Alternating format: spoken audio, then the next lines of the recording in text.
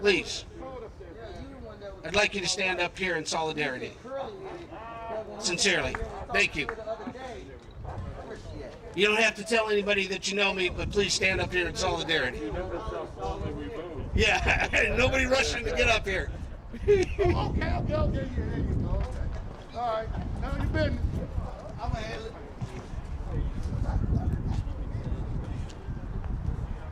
Will, Nolan, Michael, Jimmy, Haven, please. Any community members, please come up and stand in solidarity. It doesn't mean that you're signing off on anything I have to say, but I would like this to be a community-led event. So please come and stand if you wish to stand up here. Anybody else would like to come up and stand in solidarity? Sure. All right, I'm going to get started. Are you ready? Stay ready. You ready? Stay ready. Stay ready. Good afternoon and welcome. My name is Sam Sachs. I am the founder of the No Hate Zone, a nonprofit in Portland, Oregon, focused on ending hate and racism in our community through education, community engagement, and advocacy. Today, we stand on the land of Native American people, and I want to acknowledge that. The Portland metro area rests on traditional village sites of the Multnomah, Wasco, Cowlitz, Cathlamet, Clackamas, bands of Chinook, Tualatin, Kalapuya, Malala, and many other tribes who made their homes along the Columbia River.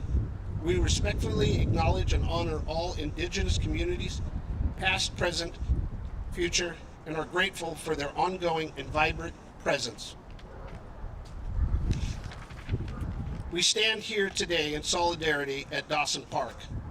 Dawson Park has been an unofficial town square for the surrounding African American community. The park has been the epicenter of many political and social movements. Robert F. Kennedy spoke here. It was actually the last public speech he gave 1 week before he was assassinated in 1968. Civil rights marches began here. Martin Luther King spoke at Vancouver First Avenue Baptist Church, which is 1 block north of here, and also the doorway to heaven, according to Pastor Hennessy, if that's right, correct? The only way to heaven is through Vancouver First Avenue Baptist Church, so just note that real quick. He's trying to get membership. He built his membership. Just go right up 1 block, right up there. Dawson Park's gazebo above us is an important albino icon that has survived for over 120 years. A lot of people who moved to Portland and don't know the significance of this park and the things that are in it, so I want to point that out. Originally, this gazebo above us, right here, sat atop the hill block, the center of Albina's commercial district, until the Emmanuel Hospital demolished the whole block for proposed expansion in 1971. This park, this space, has been the center of Black Portlanders for generations. A place for Black families to gather, recreate, socialize, and come together. Unfortunately, more recently, in just the past 15 months, it has also been a place of great sorrow, loss, and pain when it comes to the gun violence impacting Black Portlanders. Kelly Marie Smith, Titus McNack, and Mark Johnson have all been murdered by gun violence in and around Dawson Park. I want to acknowledge there's a memorial over here for Mr. Johnson, who was killed recently. We are here today to remember them and every other Portlander killed by gun violence. When deciding a date and time for this press conference, I randomly selected March 9th at 2 p.m. I realized this time is a challenge for people to attend, but I did not know until I did some research that today is also the 1-year anniversary to the date and almost time. At 2:25 on March 9th, a year ago today, Titus McNack was shot and killed in this park over to the left. For me, that's divine intervention. God is present everywhere in our lives. And I'm glad that we have chosen today to be here to remember not only Titus, but everyone who's been killed by gun violence, but specifically Black men in and around this park in this area. I want to take a moment to honor them, and I have a moment of silence, but I don't want you to bow your heads or close your eyes. I want you to look around this park, take it in, understand what it means to the Black community, what it means to people, and just take a moment of silence to think about and understand why we're here today.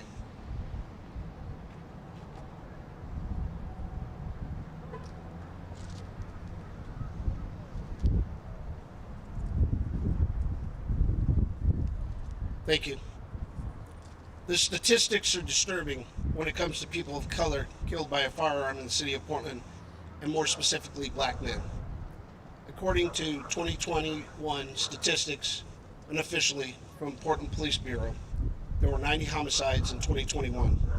69 of those homicides were by a gun. 62.3% of the people killed in the city of Portland by a firearm was a person of color. 44.9% of the people killed were Black. 11.6% were Latino.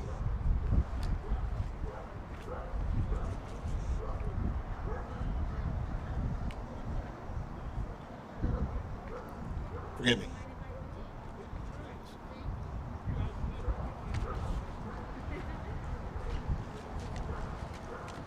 These statistics and the ongoing murder of people of color in our community, specifically Black men, are why we are here today.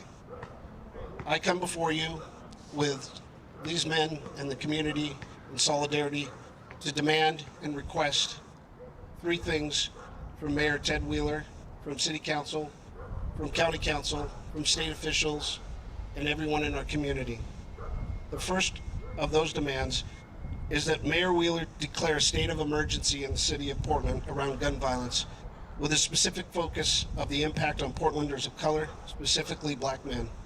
Use every and all resources and power that come with this declaration to immediately address and direct funding and resources to address gun violence in the city of Portland. I spoke to Sam Adams in the mayor's office yesterday, brainstorming how a state of emergency would apply in this situation. I believe the mayor and city council will have to be creative and think outside the box if they decide to do this. I'm encouraged that the conversation has started with the mayor's office and Sam Adams, and I appreciate him reaching out. This is not a performative request. The second request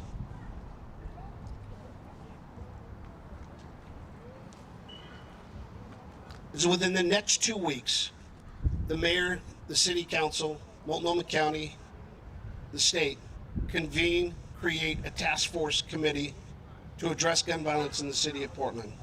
Invite and bring together city, county, state, and federal and local leaders, organizations, specifically these men and community members behind me, in groups to meet and begin the discussion about creating an immediate and long-term plan to address gun violence and identify resources and funding to support this long-term effort.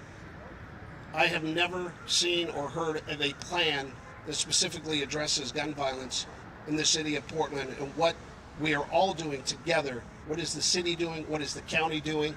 What is the state doing? Who's doing what? What is working? What is not working? How can we support each other? How can we work together? How can we support organizations? Some of the men up here have grassroots organizations. Love is Stronger, Lionel Irving, for example, that are doing work in the community. How do we come together and to create a plan? We're all on the same page and we're working together to address this gun violence immediately and long term. The third request, demand, is for the city to identify, the city, county, and state, to identify funding to immediately invest $10 million into the Black community to support grassroots organizations that can have an immediate impact on reaching out to those committing violence in our community. As a Portlander, lifelong Portlander, and a former human rights commissioner for the city of Portland, in my opinion, the city of Portland has never truly invested in the Black community with funding, immediate funding, long-term, short-term funding to support the Black community and the needs that exist through education, housing, jobs, and many other things. So my request is that the city identify $10 million to invest directly into the black community to address gun violence and help people get off the streets, stop committing these crimes, and to stop the killing that are in our streets. We need an ongoing investment in people in the black community to support real change and to save lives.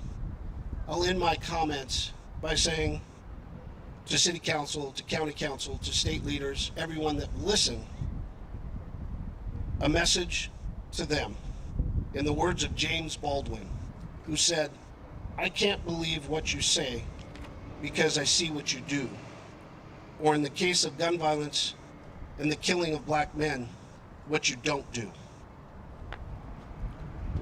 I want to open it up, Pastor Hennessy, to come forward and say a prayer for this moment and for us together. And then I also want to open it up to any of the gentlemen behind me, anybody in the community that'd like to come forward and say a few things, share their perspective, and we'll open it up for questions, or I'll be available for questions after that.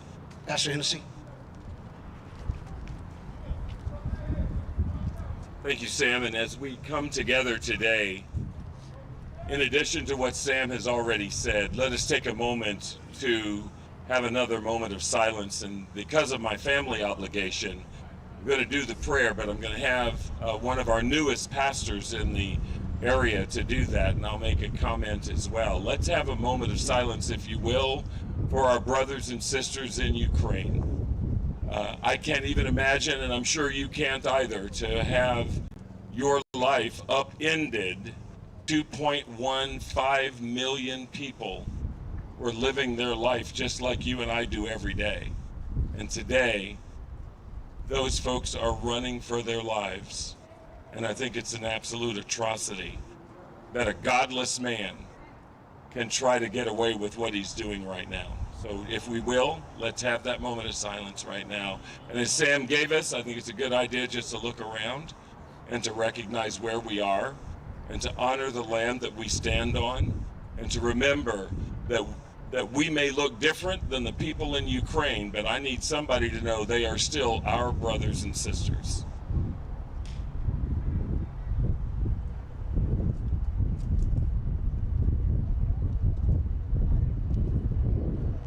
So I agree with what Sam has shared here today. I just want to agree with an amendment. $10 million is a beginning, not an end. And it is not enough to end the suffering, the pain, and the need for an investment that gives hope to a group of people that this country has not treated well at all. That it's important that people understand that black people care about this country and have built this country, have helped this country be the successful country that it is. It's important that we remember that just because black people prosper, it doesn't mean white people get poor. It means that we all, and all of us, get richer, not just in terms of wealth, but richer in terms of understanding, richer in terms of brotherhood and sisterhood, richer when our children don't have the achievement gap that we see in our cities, or that people cannot be employed. There has never been a concern in our community about taking from anybody as much as it is a chance to be able to live life the way others do. So my hope is, and I want to say from this place, I want to thank the mayor and city council for the investments they have made. I want to thank the governor and the legislature for the investments they have made. But I also want to make sure that everybody understands that this must be a sustainable investment that goes on for time until we know that there is parity and that there are opportunities for people that look like many of us standing up here. Today is a beginning, a new beginning, and I pray that we will come together and work together on these very initiatives that have been spoken here and some that people will share as they come to say what they wish to say. But I'm proud of groups like those that Lionel Irving leads. I'm grateful and working hard to make sure that he gets more so that he can scale his business to continue to serve people like he has already. And it's not just Lionel, there are several others that are doing great work, and I pray that you will be willing to share and to see them and encourage them to keep on doing the great work that they're doing. I want to pause for a moment and ask you by a round of applause to welcome our newest pastor in the Portland community, who's only been here 2 weeks. And so I'm asking him if he will take my place to give the prayer and the blessing over this time together. His name is Pastor Cecil Williams. He is the new pastor of Bethel AME Church. Let's give God a big hand of praise.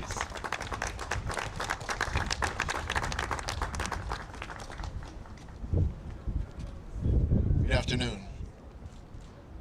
If you are comfortable with it, and if there's somebody near you that you feel comfortable having their hand in your hand, if you could do that at this time. If you're not comfortable with that, that's all right. As for those that even don't believe in God, you would allow for the reverence of a moment to pray to our God, that we would have this time to be covered in the Spirit. Let us pray. God of our weary years, God of our silent tears, Thou who has brought us thus far on the way, Thou who has by Thy might led us into the light, keep us forever in the path, we pray. Our God and our Savior, we thank You for this day. While it is, God, we thank You for life today. There is a mother someplace who is grieving over the loss of their child, lost due to gun violence. While we thank You on today, God, for giving us a new day, there's somebody in a jail cell right now who is doing time for a crime committed with gun violence. We pray now, God, for those who are grieving, both for those who have had somebody die and those who committed the murder. Lives have been forever changed, and we ask for Your covering and Your blessing. That You would change lives and hearts, that You would mend broken places in our spirit. God, whether it be Portland or whether it be New York, it seems like this country is tearing apart. We pray now, God, for Your Spirit, that it would be in every heart and every mind to not only bring peace, but also to bring restoration. Cause for our schools to no longer be unsafe places. Cause for our governments to feel the pain that we feel. Cause, God, for families that have been grieving and looking for answers. Allow for them now to get their answers from You, knowing that You are the author and finisher of our faith. And now, God, we trust You to not only carry us through this day, we trust You to bring us to a brand new day. A day when we will study war no more. A day when our lives will no longer be marred by the violence coming from guns. Change hearts and minds, and let it begin today. Let it begin with us. Let it begin through Your Spirit. This we ask in the name of You, God. All hearts and minds that agree with this prayer said amen, amen, amen, amen, and amen. Amen.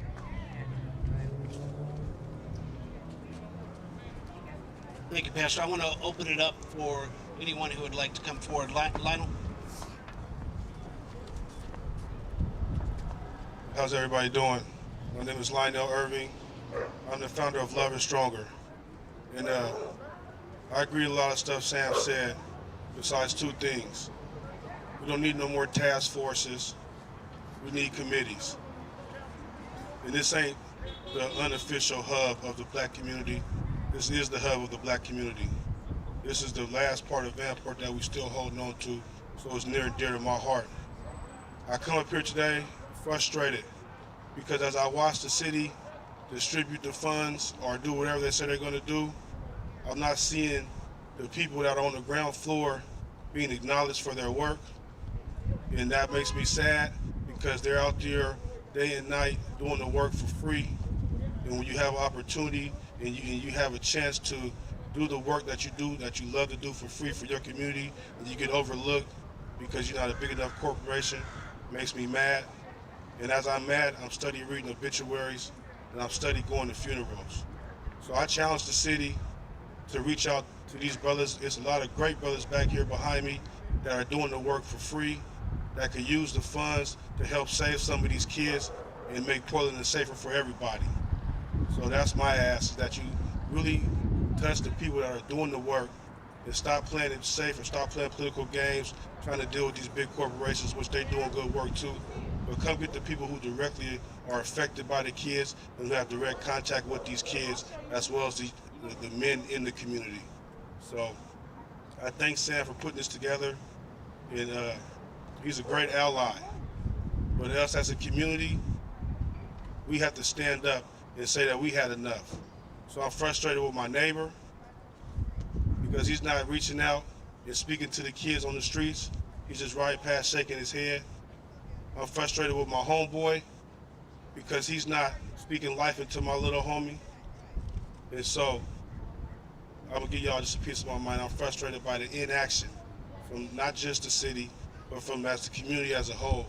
And so to get in front of this, to be able to slow this down, we have to work in tandem, and we have to work with the people who truly have the knowledge and the experience to relate to the people that are directly affected by it, and stop trying to, work with the buddy system or the same old system that we've been dealing with. So I'm frustrated because I'm watching it from the inside out, and I'm watching the buddy system. And while y'all playing buddy and patting backs, we still writing obituaries. And so I'm frustrated by that, and I'm saddened. And I want to celebrate life. I want to celebrate young men graduating. I want to celebrate young men reach their milestones. I'm tired of having a celebration of life after somebody passed away.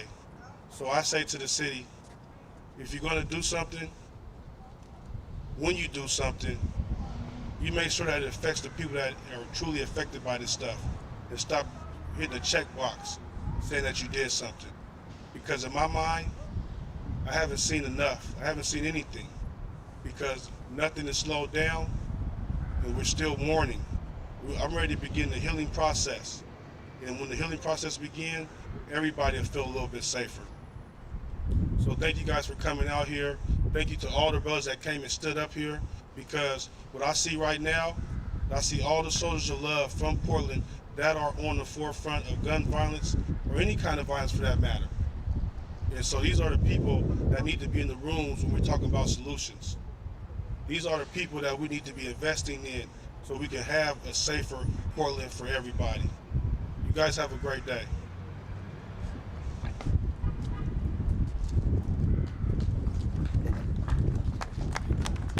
My name is Herman Green. I was just telling them that my stuff is probably not going to be as political and as nice as some of the other stuff that I heard. I love each and every one of y'all that are up here. But I'm going to use this space, I'm going to use this moment, I'm going to use this time to try to see if we can call people on the carpet and if we can actually get some change done. So I'm about to give all the news media them 15-second sound bites that y'all been looking for the whole time since y'all got here. I'm sick of us playing the games that we're playing.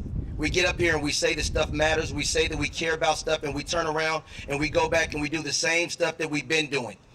The idea that we're going to arrest our way out of gun violence is not a new idea. We started this idea way back in the early 80s and 90s when we started doing these RICO cases and started locking people up, and we thought that that was going to change the system, and it did not. It didn't change the system. And so we're going back to our old tools. I appreciate Pastor Hennessy getting up here and acknowledging all of our brothers and sisters and the different ones over there in Ukraine and how they're running for their lives. But it saddens me a little bit because I got brothers and sisters here in Portland that are running for their lives, and we're not sending millions of dollars over here to try to get our lives saved. So as much as we want to look at the news and say, oh my God, I can't believe that the people in Ukraine are having to go through this, I'm thinking, oh my God, I can't believe that Johnny on the block is having to go through this, and that the people in this part can't feel safe because we don't care about them. We want to say that we care. We want to act like we care. But when the lights go out and when it's no longer popular, we go back to doing the same thing that we've been doing and saying we go arrest all them black folks, we go put them in jail, and then that's going to solve our violence problem. That's not it. That's not it. So what we got to do is get honest with ourselves. We either care about gun violence or we don't. What we got to do is get real honest with ourselves and say, we want to see change for black America or we don't. Do we realize that black people are the only people that have to say black and something else? Native Americans don't have to say Native American and this. Asian America doesn't have to say Asian American and this. Latino America doesn't have to say Latino American and this. But anytime black America wants to do something to better itself, we have to say that we're doing stuff for the black and brown community. Not that we're not, but why should we have to? Why should we have to? What I'm trying to get us to do is get us to recognize where we're at and ask ourselves, do we really care, or do we just like to talk about it and say that we care? And if that's the case, then do that. Don't stop lying to me saying that I care about you and I want you to be better and I want to see you this and I want to see you that. We care more about the garbage in Portland than we do about gun violence in Portland. You ask me, why do I say that? You ask me, how do I know? Check the budget line items on our city council budget and see how much do we pay for the homeless garbage? How much money are we spending on garbage to try to keep our streets clean? And then what streets are being cleaned? Come on, man. We got to figure out if this is something that we really care about, or do we like to talk about it? We got folks that are getting up and they're dancing and they're politicking and they're shaking hands and kissing babies because they're trying to get something out of this. And, you know, I need a few dollars and I want this and I want that. I don't give a dang. I don't care. This ain't about that. This ain't about whether or not you give me some money. This ain't about whether you give Lionel some money. This is about you caring enough about black lives that you're willing to put your money where your mouth is and invest in the people that know how to do the work instead of just talking about it. But we want to wait. I can't work with them because they got an F, meaning they got a felony. I can't work with them because they got an F. But the problem is, if you want to stop gun violence, you have to go where gun violence is happening. If you want to stop shootings, then you have to talk to shooters. And guess who shooters aren't going to talk to? Yo dumb butt. They're not finna talk to you. They're not finna entertain your conversation because you don't know what it's like to walk a mile in their shoes. You don't know what it's like to walk a day in their shoes. You don't know what it's like to struggle and to scratch and to crawl and to feel like nobody else cares, and that the only way that you're going to get up is that you take from somebody else. And so you don't understand. But somebody who has lived that life and has come out of that life, somebody who used to be there and is now is not, they can tell them what they need to do and they'll listen. What we need to do is pay them. We need to pay them. We need to pay them for their gifts, pay them for their talents. But you know what we want to do? I'm telling you, I'm going to sit down, I promise. We want to pimp them. We want to pimp them. And you say, what are you talking about, preacher? Because you guys are preacher. You can't get up there and say, you want to pimp them. Do you understand what pimping is? Pimping is simply, I sell you a dream, make you believe it, then you go out and do the work and bring the resources, the money back to me. So we're pimping. We're pimping people out there by saying, I believe in what you're doing. If you go out there and do it, we're going to be better. But I get better and you don't. But I keep sending you back out there because I know I need you to get the work done. See, a pimp ain't no good if he ain't got somebody working for him. And so we're pimping the people by sending them out there and saying, if you go do this, you go make your city better. Don't your city deserve better? Don't you want to see your people be better? Don't you want to see them live? Don't you want to see them get up? And we as black people say, absolutely I do.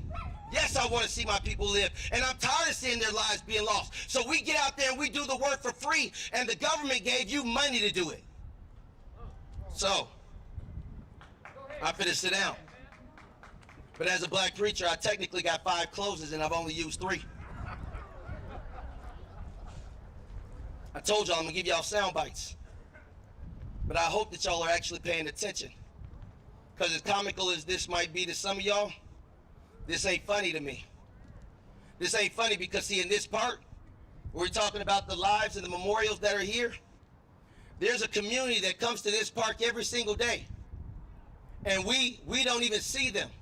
See, we don't see the brothers and sisters over there who come to this park every single day, who have to live with this trauma every single day. They told y'all to take a moment of silence and to look around, but none of y'all looked over there behind y'all. Nobody looked over there. Nobody noticed the people in this park that y'all disregard, that y'all say don't matter, walking around this park trying to clean this park up so that when you came here, they didn't want it to look bad. They wanted it to be a representation of who they know they are on the inside, even though they may be struggling with some stuff on the outside. So they were trying to clean up this park so that it would look better for y'all, and you walked right by them like they didn't exist. How many of y'all said hello to them? How many of y'all talked to them? Said, thank you, I see what you're doing. Keep up the good work. We go get this right.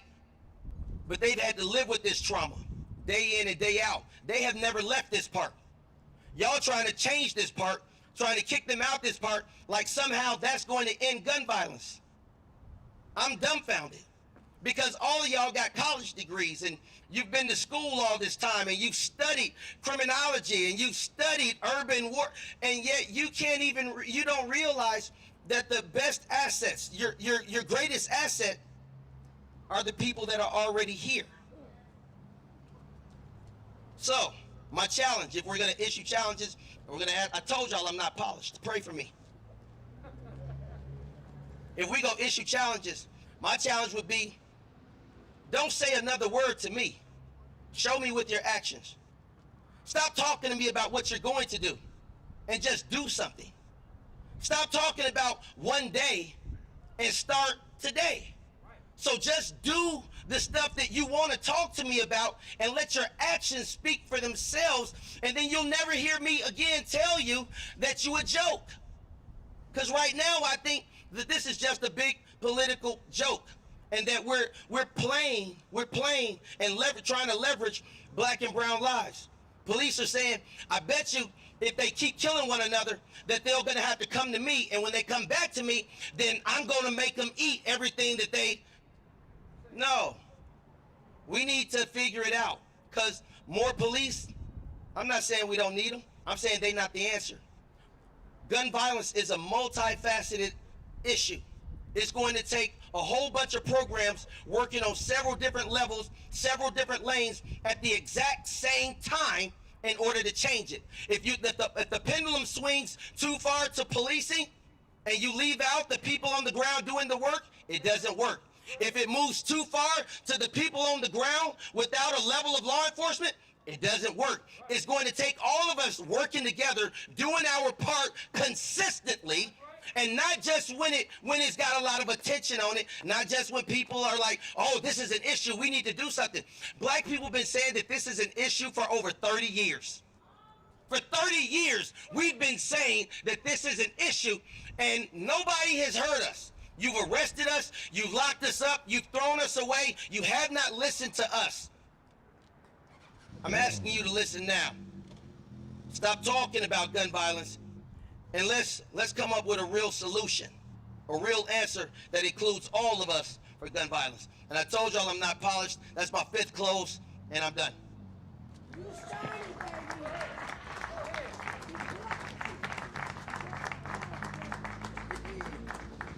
My God. Hello, can y'all hear me? Mike, can you hear me over there? I want to be clear. So, one of the things... Oh, who am I? My name is Royal Harris, and that's as far as I'm going with that. But one thing I have not heard in this whole... Well, it's a couple things that startled me. The first, and I appreciate Sam for putting this together and calling it a state of emergency. But one of the qualifiers for an emergency is that it's unexpected. I've been watching you talk about gun violence in the black community for like 20 years. It's not unexpected. There are some of you I talked to at least 5-6 times in the last year. So this isn't unexpected because we always talk about what do you think's going to happen next. So and if y'all don't know me, excuse me, let's get over this bullshit. Quit playing. We know what's happening. Because we also need to understand 30% of homicide is happening in the homeless community. There's a large part of it that's happening as a result of domestic violence and intimate partner violence. As Sam has eloquently pointed out, 60% is Latino and black. And here's the thing. That's just where we talk about guns. We don't really talk about the fact 80% of homicide by gun in Oregon is suicide. So are we talking about gun violence, or are we talking about the cool stuff that works on TV? Because for me, as much as we talk about gun violence, that's not why people die. People die because somebody said, whatever the conflict we have is, big or small, I'm finna kill you. And that's gonna resolve it. I've heard us talk about economics. I've heard us talk about all this other stuff. I have yet to see anybody hold anybody accountable for their own actions. Murder by definition is the taking of a human life for no good reason. An argument is no good reason. A drug deal gone bad is no good reason. A problem on social media is no good reason. These are the main reasons people are dying. You know, and if we look at the stats, the majority of men who are dying, specifically men of color, are between 20 and 40. That means we have adults who still think like kids. I want to hurt you because you made me feel bad. Why aren't we talking about that? I'm not against helping kids, but when adults don't know how to function, how do we identify and help them? How do we create a holistic system? Because a lot of this death is about, I disagree with you, or you hurt my feelings, or you made me look bad. We keep trying to put it in this John Wayne violent vigilante type BS, or we give it to the streets and make it all gangster stuff. No, America is built and based on violence. And until black, white, brown, we face that, we don't stop this. Because every time we have a shooting up here, those are adults. Do we ask and roll back the tape and say, how did they get here? At what point could we talk them about conflict resolution? At what point could we have given them emotional intelligence to be able to articulate what hurts? At what time did we teach them to do a cost-benefit analysis on life? We stopped teaching kids finances. We stopped promoting ways for people to come out of high school with jobs, and we've never done it we've never had it used a way to teach people to come out of high school, elementary, and grammar as whole functional adults with the spectrum of emotions and how to manage them. The reality is this: white people barely do it for white kids. You inhibit black people when they do it, and then when we try to do it for ourselves, it eventually gets undermined. That is the story of America. That's the story of Oregon. That's the story of race. Because a lot of people don't like to talk about race. Me, I'm a native Oregonian. The first house I came to when I was born was right there where that garage is. I don't have a problem with race. Oregon was built on race. You didn't want my people here. Legally, you had to make a concession. Morally, you never got off of that point. So until we get on that truth, none of this matters. And as great as it is to hear this history, I don't need to hear the history. Here's what I need you to hear. A black person telling you, we don't need you to save us.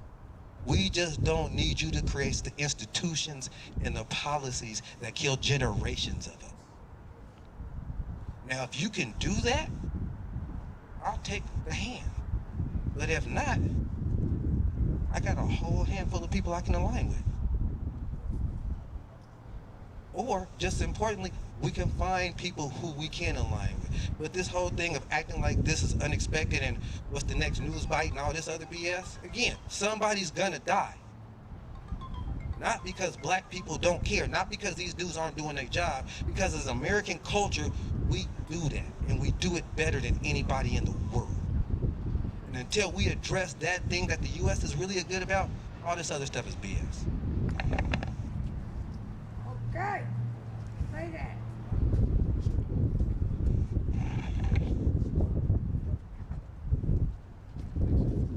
Good afternoon. My name is John Kanda, native in the city of Portland and its neighborhood. Have had some experience working with the city of Portland, in the city of Portland, and particularly in the mayor's office. We've been here before, as has been mentioned. And I love the expression and the feeling of these brothers because it's real. The problem with the city of Portland is that there is a culture that operates inside of the walls of the city of Portland. And if you're not inside those walls, your information sometimes is treated as if it doesn't exist. The problem with the city of Portland is they want to make the table small and exclusive. And the tactic that they've used is they come to the neighborhoods or send message to the neighborhoods and pick out a couple of people that seem to be favorable with them and speak their language and bring them down and sit them down and ask them, what should we do? The problem with that mentality is the table becomes smaller and smaller and more exclusive. The solution to that is making the table larger and welcoming more people, more opinions, and people who look like all of us and not so much like them, to have a seat at the table, to really get an understanding of what has been happening and what is happening in our communities. In 2011, we had a similar thing happen. I don't know if many of you remember. It wasn't at this park, but it was at Holiday Park. And a group of us, after we learned about the senseless murder of Shiloh Hampton, came down to the park. But first we put out a call to 100 men in the city of Portland to come and stand with us in the park and occupy the space. You see, if there's 100 men, particularly black men, standing in any park or in any place in the city of Portland, it's going to draw attention. But the attention that we sought was not media attention. Thank you for being here, by the way. It was the attention of the people who were in the park so that we could have, we hoped, a positive experience on the activity that was going on. And just very quickly, I'll tell you, the police department were our partners, along with the city of Portland, who gave some resources. And the police, what they did was they put up a map of that entire area that was all in red. I still have the map. And it talked about the Part 1 crimes and all of the offenses that had taken place over the last 90 days in that area. Well, we started this group called Connected, and this group of men and women, all races, all sizes, nationalities, came into the park.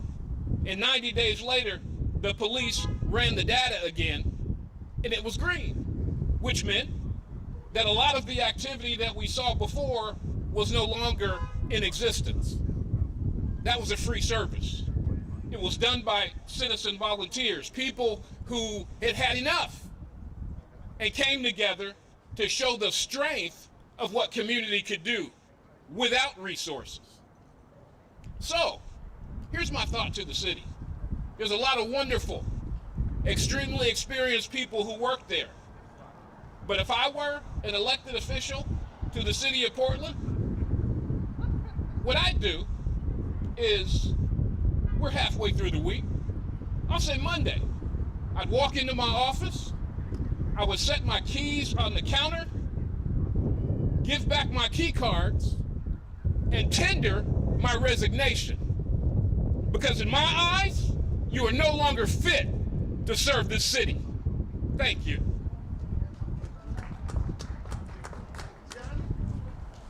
Woo! Powerful, John. Powerful. My name is Michael Johnson. And I thank Sam for calling me out. I thank my family for pushing me out. Because I'm a grandfather. I'm a father. I'm a son. I'm a cousin. I'm a nephew.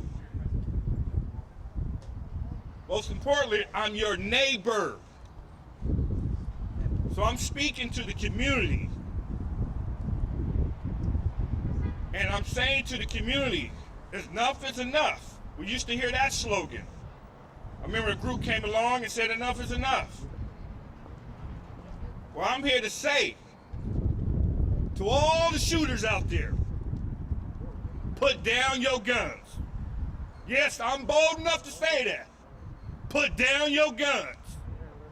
Why can I say that? Because I've been born and raised here in Oregon. So I got a lot of community friends here. I got a lot of community friends that's felons, ex-gang members. I got a lot of church members, pastors. This is a big community. And when I say community, I don't mean like the school board, you got boundaries. I mean the whole city. And you can venture out to the state. Because this violence is all over the state. I'm commanding you, I'm demanding you to put down your guns. As far as the mayor and the city council, my message to you is to change your paradigm so your thoughts will change. You're not together as you sit together, but you're not together. Because when I saw Joanne Hatterston go through her trauma, I didn't see you come alongside her. She's one of us. She's considered black. But I didn't see none of her white counterparts come together for her. So if you have division in the city council, you're going to have division out here. If you have division in the community, they're going to continue to park their tents in front of your house. They're going to continue to do drive-bys in front of your house. They're going to continue to prey on your weakness. And you can't go buy a gun to say, I'm going to defend myself against the people doing drive-bys. Because you're in the house with your gun. And I'm not asking you to come out the house with your gun. But I will ask you to lock up your gun. Because some of your children is supplying the guns to the streets. That's where some of these guns is coming from the privilege.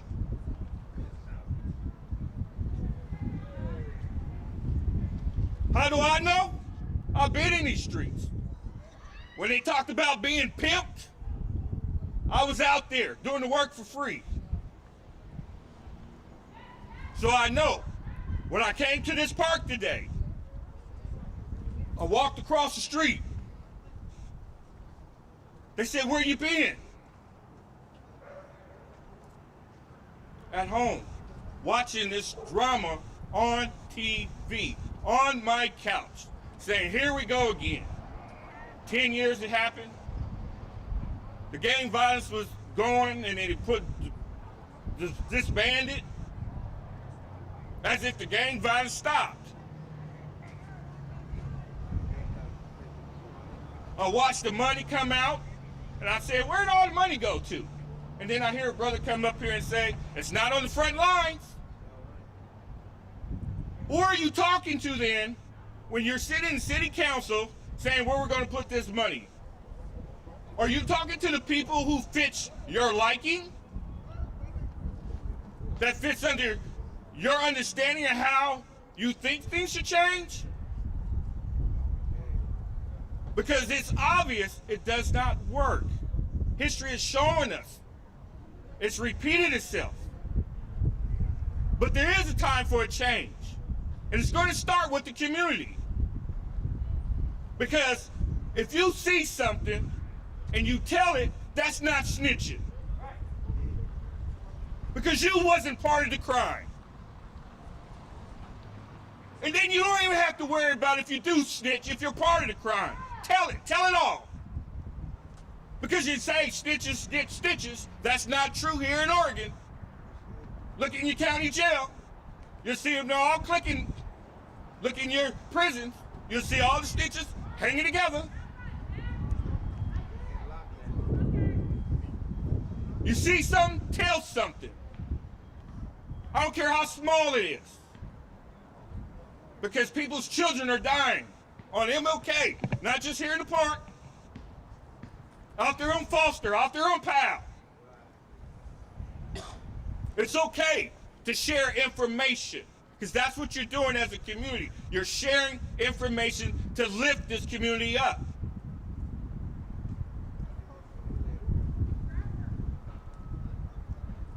If you need a phone number because you want to tell something, you have access.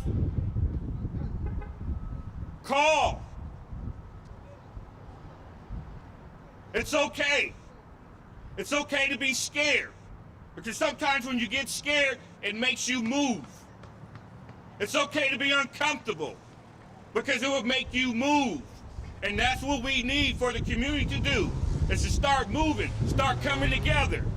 The black community, when you see them in the park party, and the bands and all that, no, we don't get to enjoy that. But yet, you can have beer fest.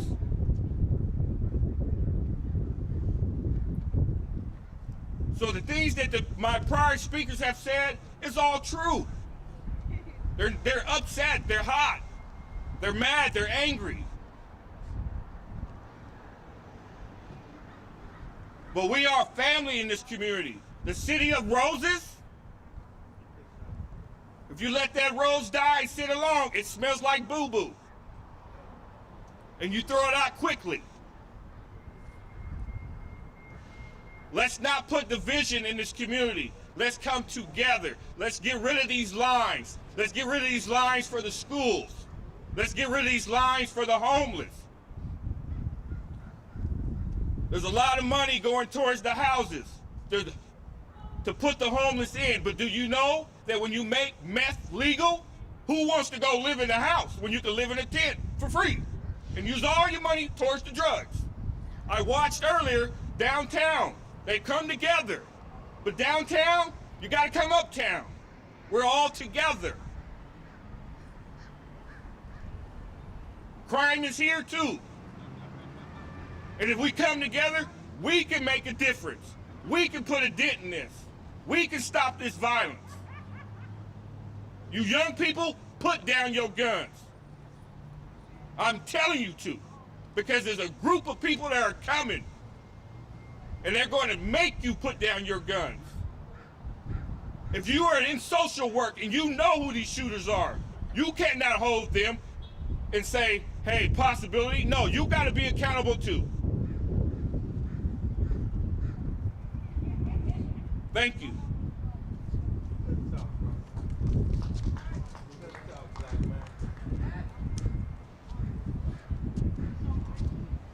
I've tried to be silent. My name is Keith Edwards. I've tried to be silent today, but I'm still here in support.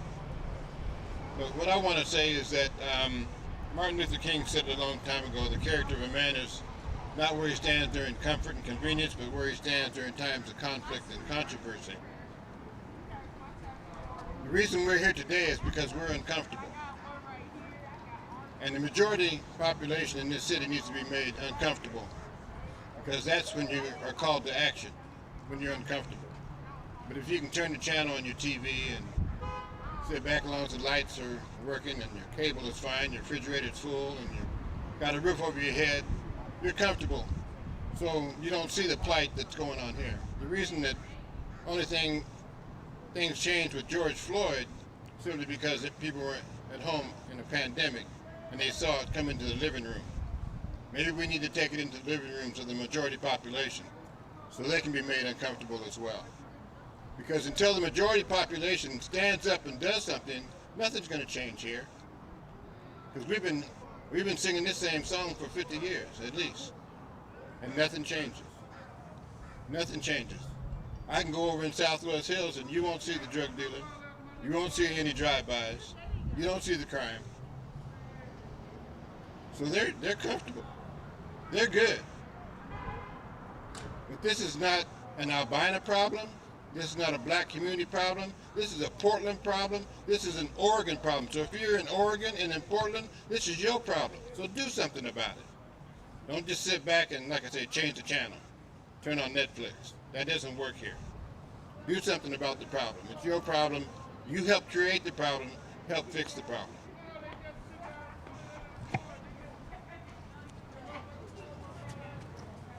So Derek Peterson, native Oregonian, born in Portland, North Portland, and actually work for the Sheriff's Office, captain with the Multnomah County Sheriff's Office. And I am pleased to hear all the comments. And what struck me was the issue about an emergency. And I just want to just hit on that real quick. And as a person from the Sheriff's Office, we have all kinds of protocols and policies to deal with emergencies. And as the government, from the state all the way down to the local level, where's the emergency plan at? What policies have you come to the community and come up with the solutions to deal with the issue of gun violence? That's a problem. And so I'm asking the leaders in this city, the leaders in this county to come together. And if you look to your left and right, everybody needs to be involved. It's not just black, it's not just white, it's everyone needs to get off the bench and get in the game and figure out how we can go forward in peace. Thank you, Derek. Is there anybody else who wants to say anything? I want to thank everybody for coming out today, taking your time. I know it's a little cold out here. I want a special thank you to Laura Klingman for providing the technical assistance. I hope this is not a one-off. Like I've said in the past, and I talked to John, by calling this, I'm not trying to recreate the wheel. You know, John made a call 10 years ago, 12 years ago, with Connected, and we walked in the park. I don't want to be here 10 years from now. I don't want to be here a year from now. We don't come at this as adversaries to the city, the county, and the state. We're begging and asking and demanding more action, desperately funding to support the community, specifically the black community, to end this gun violence. We've made our demands public, requesting a state of emergency, the convening of a committee and a task force with everyone involved, the community, government, to start to put the plan together how we're going to end gun violence, and a $10 million investment in the black community specifically to address gun violence and help make our communities safer. I want to thank everyone for coming out. If you have questions for myself or anybody else, please feel free. That will conclude the press conference. Thank you so much for taking your time.